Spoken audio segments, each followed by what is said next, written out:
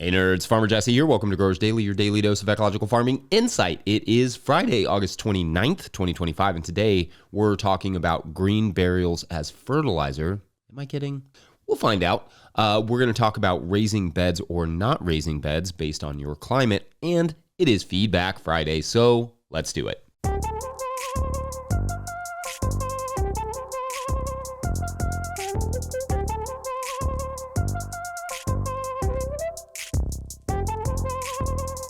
All right, happy Friday to you all. I hope your weeks have gone well and that your harvests have been fruitful or leafful or rootful or whatever full you would like. Now, Mike and I will be taking Monday's show off for Labor Day. I mean, I will still probably be laboring doing some farm work or something, but I figure I should take at least one of my jobs off. So the next time we see each other, it will be September, which is wild. Remember, as I discussed yesterday, for the month of September, because it is also the anniversary month of this show, to celebrate, we thought we would love if some of you musicians covered the theme song for us and we could play it here on the show. Now, again, don't violate any contracts you have with your labels or whatever, but if you are independent and can play or sing or whatever, send us a video or a recording of you covering the theme song, instrumental, a cappella. You can even add lyrics, whatever you want. We will link your Spotify and shout you out, whatever you'd like. Send those to farmermike@notillgrowers.com and we will slip it into the show throughout the month of September. That will be rad. All right, it is Friday, which means Feedback Friday, where we explore what you all were saying about this week's topics. On Monday, we talked about how persistent herbicides make their way into compost, and I also mentioned a couple other things like microplastics and phthalates.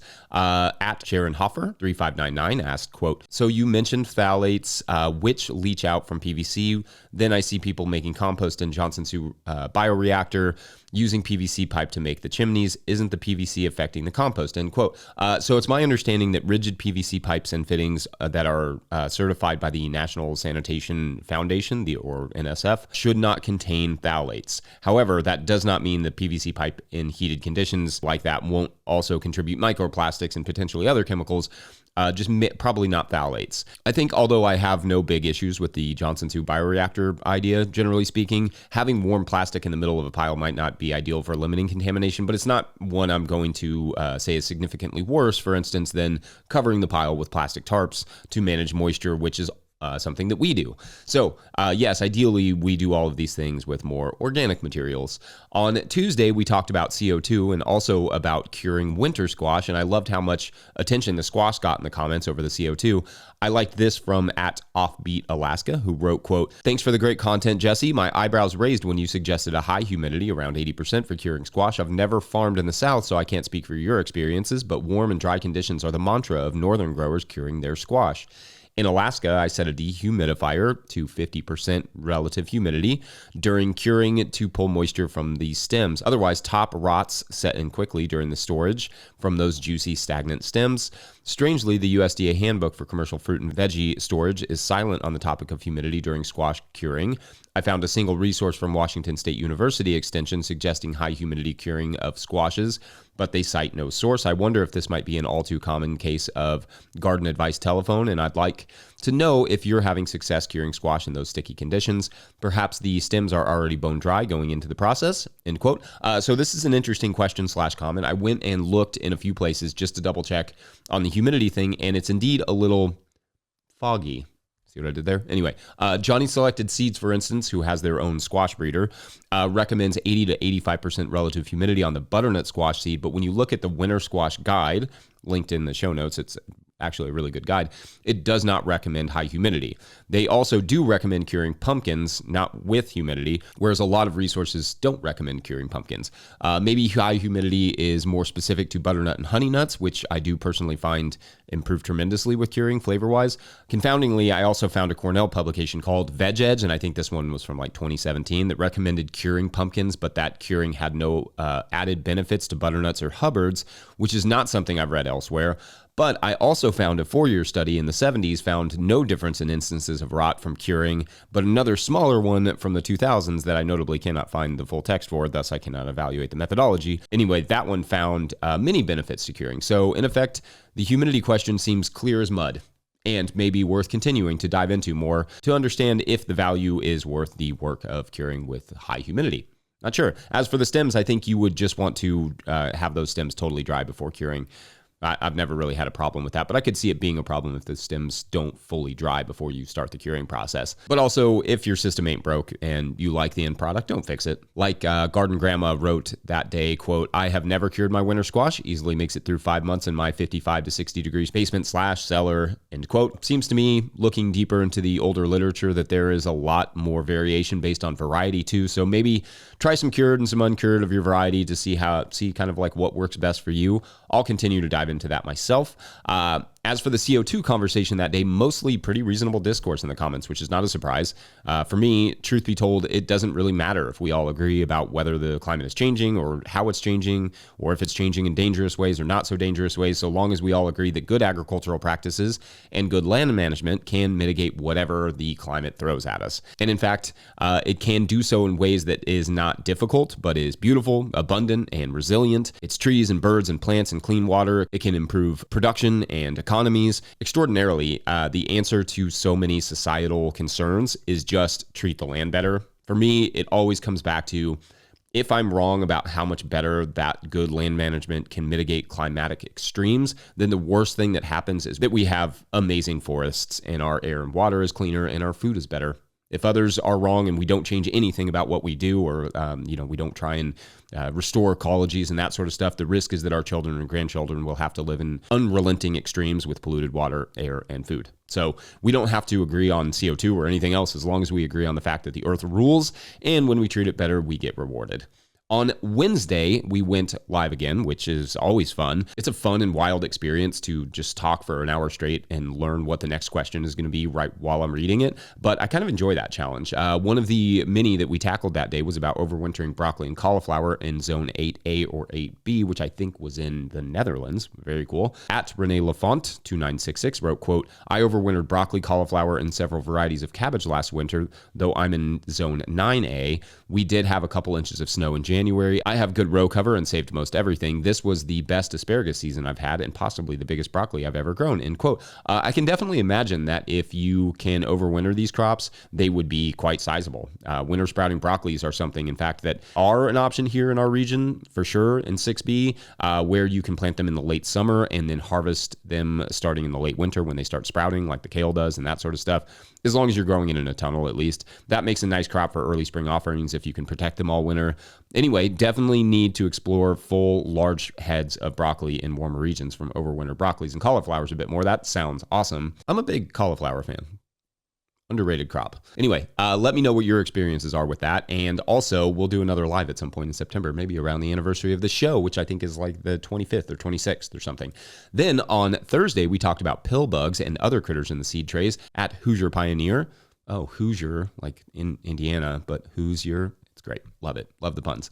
Wrote, quote, "More about preventing mice, please. They get into my building with shop lights and decimate the hot pepper seedlings. Obviously, pepper spray won't stop them. Plastic domes have killed more plants than they've saved and cost prohibitive," end quote. Okay, so I've probably sprinkled the show with stuff about mice here or there, and they definitely deserve their own show, if not at least a few segments, because, well, they are either miniature deer or miniature mice, and both can be equally destructive. For us, we don't have mice issues with our trays anymore, just by keeping the most susceptible trays out of reach of the mice. We keep ours on card tables or something else where mice can't climb up on the legs, and away from the walls where they can, just climb up the wall and then jump down. Also, nothing can hang down from the table, even the hose of your waterer. They'll just walk right up that.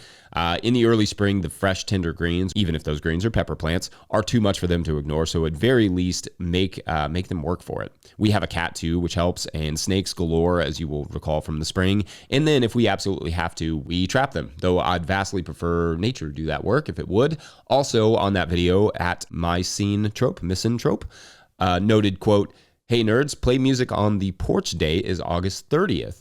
Last Saturday in August, and would be a good opportunity to cover/capture the Growers Daily theme song with musical gardeners," end quote. Indeed, it does not have to be a studio version of this song, a porch version, a garden version. You do your thing. It's an absurd tune anyway, so no wrong answers here. Can't wait to see and hear those. Anyway, great stuff as always this week, y'all. I always look forward to the Feedback Friday stuff and the opportunity to go back through and read what you all were saying a little bit more closely. I know I often say this, but you all rock. All right, we're going to take a quick break, and when we come back, raising or not raising beds in dry, cool climates and beyond. BRB. Hey nerds, my epic garden fail this year has been, once again, not saying no to volunteers. See that? That's supposed to be a path right there. Today's episode is brought to you by Farmhand. We know it's peak season, you're busy, but the messages you send now are what drive renewals later. That's why Farmhand is offering free, instant access to their farmer-built newsletter builder. No demos, no setup fees, just drop your logo, upload your list, and start sending farm-branded emails that boost sales, engage members, and save you hours each week. Get free access today at farmhand.partners/no-till. That's farmhand.partners/no-till. All right, back to the show. If you, the listener, are enjoying this podcast, getting even a small amount of value from it, consider supporting our work over at patreon.com/no-till-growers. I will try to get to questions from everywhere that questions come in, but I will always get to your Patreon questions. Now, today's Patreon question comes to us from Patreon member Tom Walker, who writes, quote, Jesse, love your channel. A wealth of knowledge with a touch of sarcasm works for me. My wife and I are recently retired with a 20-acre farm, about 14 acres of which are irrigable. We're in northwest Wyoming, zone 4B, and get about 6 inches of rain annually. We're scaling up from a backyard garden to more of a market garden and starting out this fall with garlic. In the backyard garden, we've been using framed, raised beds, but we'll be moving to direct in-the-ground planting using drip tape for irrigation. Considering the weeds we have out here are on steroids, I'm thinking of using woven landscape fabric over the entire plot, including the walking rows. What advantage would the raised beds you use be versus simply planting in flat rows? End quote. All right, great question here, and I assume I've discussed raising beds or not raising beds here or there, but some of you will be getting your gardens prepared this year, here in the late summer and fall, which for me is kind of the ideal time to do it as opposed to trying to rush it all together in the spring. So anyway, it's not a bad time to start talking a bit more about garden prep and specifically decisions like raising the beds or not raising the beds. Now, the advantages of mounding or slightly raising your beds in the field, either by shoveling or using a bed shaper or a rotary plow, etc., are a few things. First, raised beds can dry out faster in the spring, faster than just like flat in-ground beds because they are raised above the soil around them.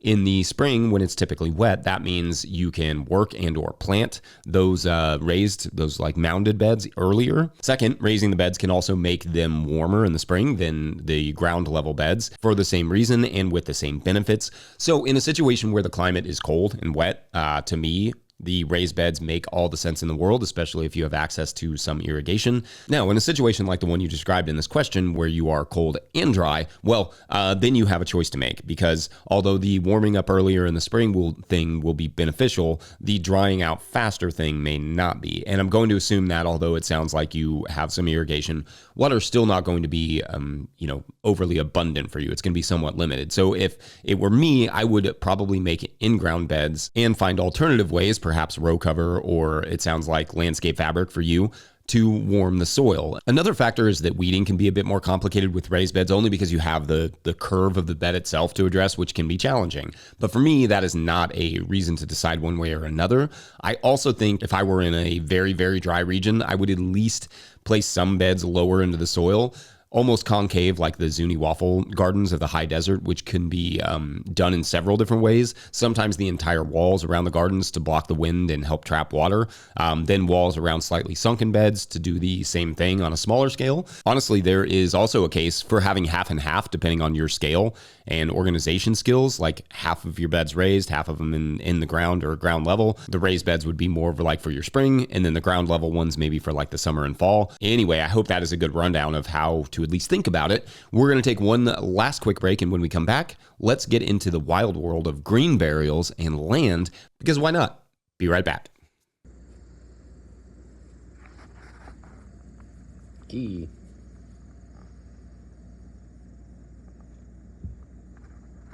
Farmer Claire Coleman here from the Winter Growers Podcast. Did you know that I also founded Real Farmer Care, a nonprofit that supports farmer well-being? From my own experiences farming, I knew firsthand that this type of support was missing from ag, so I decided to do something about it. As of today, there are over 500 farmer recipients of a $100 self-care award, with more applying daily. If you'd like to help, each $100 donated supports one new farmer. Visit realfarmercare.com to donate and learn more. Again, that's realfarmercare.com. All right, so this past weekend, I was reading this article in the Times about the rise of green burials, i.e. people being buried without embalming chemicals, without everlasting caskets and all that stuff. The idea being that more and more people are choosing green burials, and the reasons are probably pretty obvious. For one, if you're environmentally conscious at all, you're not likely going to spend your life composting and reducing plastic usage and taking care of the planet and all that good stuff. And then your death being filled with chemical fluids and, that will leach into the soil. That doesn't make a ton of sense. Also, these green funerals are considerably cheaper. The author gives a range of prices from around $4,000 to $15,000 for a plot in more expensive markets. The one the author cites is in Brooklyn, where the traditional plots are like between $21,000 and $30,000 a piece. So the green plots are quite budget friendly by comparison. Now, price is also partly the reason that cremation has become so popular, but obviously there are environmental concerns with cremation as well, in terms of, fossil fuel usage and emissions. There's also at least one company that does human composting, and in fact, some of that compost goes back to the family, and I think some goes to conservation. I can't remember, but I do remember that Jane from the Composter podcast did an interview with Katrina Spade from Recompose that you can listen to. It's really, really fascinating. I will link that in the show notes as always. Now back to the green burial idea, because it's more accessible. Of course, there are chemicals and sometimes heavy metals in the human body that would become part of the earth, obviously, but the earth has at least some means of dealing with some of these, i.e. microbes. So especially with that fact in mind, adding more chemicals and then giving it to the earth doesn't make a ton of sense in terms of like embalming. This is a much better way of doing it. But of course, my thought was there are a lot of farmers who own woodlots or areas that they're not going to use or don't get used super well. Could this be an add-on business for farmers? Well, possibly. First, laws for burial grounds will differ by state and even by municipality. But so that will be good for you to look into. But they will all likely have one or some of the following. They need protection, like from people desecrating and destroying the graves, like you have to put a fence around them in many areas. There could be zoning restrictions, though ag zones tend to allow for cemeteries and churches, interestingly, as some of the only few non-farm businesses allowed in ag zoning. Obviously, it's still a business, so you'd have to treat it like starting a business, market research, business plan, enterprise budgets, all that stuff. I'll link a good resource guide in the show notes in case you're like, because I know you are a little bit. You're probably like, well, I do have that back 40 that I just really don't use well. Just a thought. Anyway, let me know your all's thoughts on green burials or green burial businesses. Otherwise, I think that is it for this Friday. Don't forget, No Till Growers is now officially a nonprofit 501c3, so donations are tax deductible and greatly appreciated. You can learn about how to do that in the show notes. I feel like I need a green burial for my voice right now. Please make sure to like and subscribe and or follow wherever you're getting this podcast, because that's an easy way to help us out. Enormous thank you to all of our show sponsors. And if you'd ever like to sponsor the show, you can reach out to Farmer Michelle at notillgrowers.com and say, hey, Michelle, I'd like to sponsor the show. That's all it takes. Anyway, huge shouts to Willie Breeding for the theme music and Mike Hilbert for the production help and editing. Also, shouts to Epidemic Sound for the background music that you can hear. Pick up a hat like this or like this. We got beanies now. We got the Soil Nerd beanie. You see that? Soil Nerd beanie. Or the No Till Growers beanie. So you can pick one of those up from notillgrowers.com. You can also pick up a copy of the Living Soil Handbook, my book, from notillgrowers.com. And the proceeds literally go to doing this show and just doing more. So that's awesome, and we appreciate it. Big thank you to everyone over at patreon.com/notillgrowers, where at a certain level, or if you just bump up from one level to another, or you sign up in the waning days of August, you get a shout out on the show. So big shout outs today to Kyle Richardville, Patrick Weaver, Alex and Oliver, Bill King, Chris Yates, Ian at Grindstone Farms, and Thomas Van Wert, our newest pollinator. Shouts to Thomas. All right, so you will remember the little fairy creature that captured our little Clatterkitty and asked her to join their war in the forest, has released Clatterkitty and harnessed her so he could ride atop and direct which way, what she was doing, which she found quite embarrassing. But the battle itself, that was a blast for Clatterkitty. The enemy tribe of fairies had no idea what to do. They had not prepared to battle such a beast, and as a bonus, they were all riding mice, which made the only issue Clatterkitty had in this battle be that it was really hard for her to stay on task and not stop and just toy with them. But anyway, the battle was swiftly won by Clatterkitty and her side. And then when it was over, the fairy jumped down off of Clatterkitty's back and started to thank Clatter. But Clatter quickly swatted him deep into the forest and laughed and walked away back to her farm stand, where her people servants seemed excited to see her, saying, "I would love to know where she goes when she disappears off like that." The other one said, "Wherever she goes, she definitely seems to eat well. Just look at that belly." Then Clatterkitty, satisfied, lays in her spot, waiting for the next thing to walk in. Thanks for watching and or listening. We will see you Tuesday. Monday is Labor Day. You all enjoy your weekend. Thanks for watching. Bye.